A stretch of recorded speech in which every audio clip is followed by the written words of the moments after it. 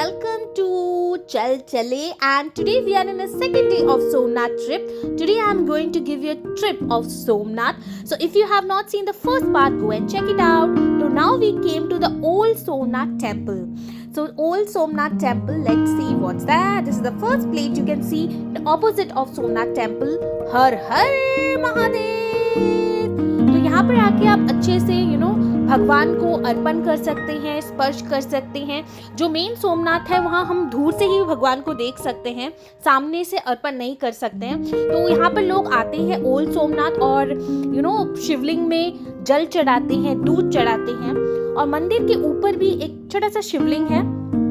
So basically old मंदिर में दो है, एक मेन नीचे है और ये ऊपर है।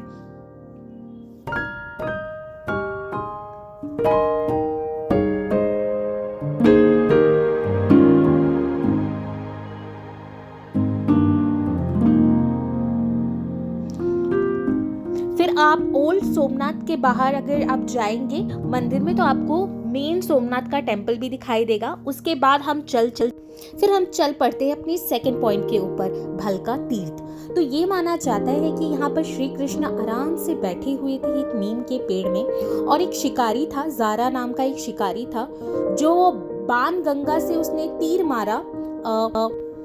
उसने हिरण की आंख सोचकर जारा शिकारी ने बाण गंगा से तीर मारा, पर वो तीर जाकर कृष्ण के पैर में लग गया। वो शिकारी दौड़ दौड़ कर आया अपने शिकार को देखने के लिए। जब वो यहाँ पर पहुंचा तब उसने देखा कि श्री कृष्ण के पैर में वो तीर लग गया है। उसने श्री कृष्ण से बहुत माफी मांगी। श्री कृष्ण ने बहुत प्यार से बोला कि इसमें तुम्हारी कोई गलती नहीं है।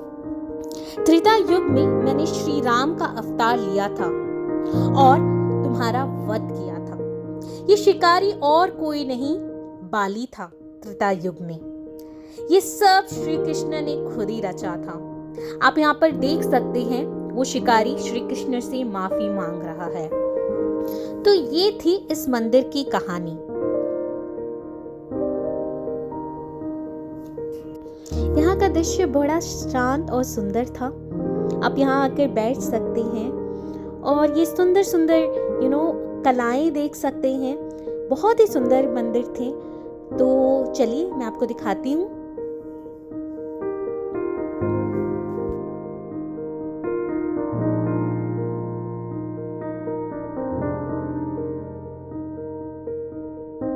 इस मंदिर के अंदर एक छोटा सा शिवलिंग भी था।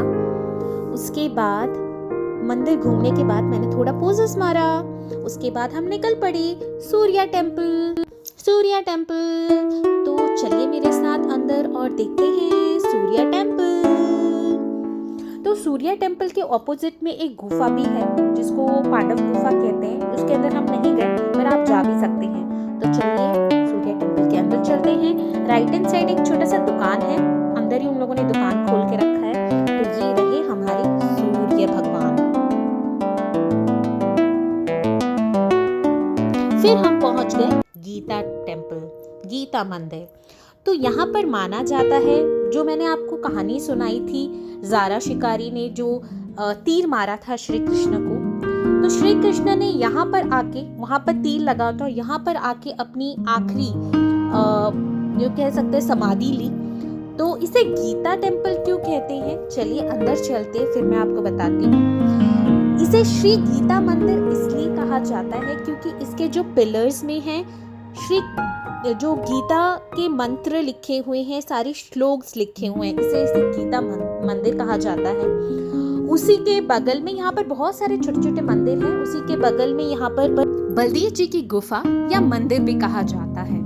ये माना जाता है जब श्री कृष्ण ने अपनी आखिरी समाधि यहाँ पर ली, बलदेव जी बड़े गुस्सा हो गए और उन्होंने कहा जब श्री कृष्ण ही नहीं रहेंगे तो मेरा यहाँ होने का क्या अर्थ है। तो वहीं से वो पाताल लोक गए थे। तो ये देख सकते हैं यहाँ पर बलदेव जी की पादुका है, 3 मुखी भगवान श्री नाग भगवान है और गणेश भगवान है छोटा सा, और शिवलिंग है।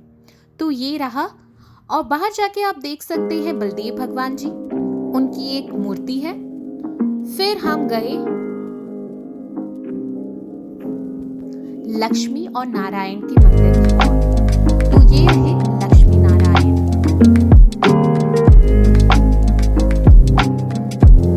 यहाँ पर ऐसे बहुत छोटे छोटे मंदिर हैं। फिर फाइनली हम पहुंचे श्री कृष्ण की पादुका की ओर और हमने उनके दर्शन किए।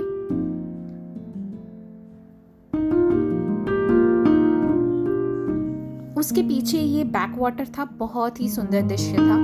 फिर हम फाइनली पहुंचे त्रिवेणी संगम। तो हम पहुंच गए हैं त्रिवेणी संगम। तो बाहर से आप कबूतरों के लिए यहाँ पर दाना भी खरीद सकते हैं। तो यहाँ पर आपको बहुत सारे कबूतर दिखेंगे जिनको आप खाना खिला सकते हैं, उनके साथ खेल सकते हैं और इस ब्यूटीफुल व्यू को एंजॉय कर सकते हैं। जैसे कि मैंने आपको फर्स्ट वीडियो में बताया था, दिस इज 3 होली रिवरों का संगम होता है यहाँ पर, हिरेनी, कपिला और सरस्वती। तो अगर आप यहाँ पर स्नान करें तो आप शुद्ध और पाप मुक्त हो जाएंगे। तो thank you for watching my video. For more such video please like, subscribe and comment. Thank you, bye bye.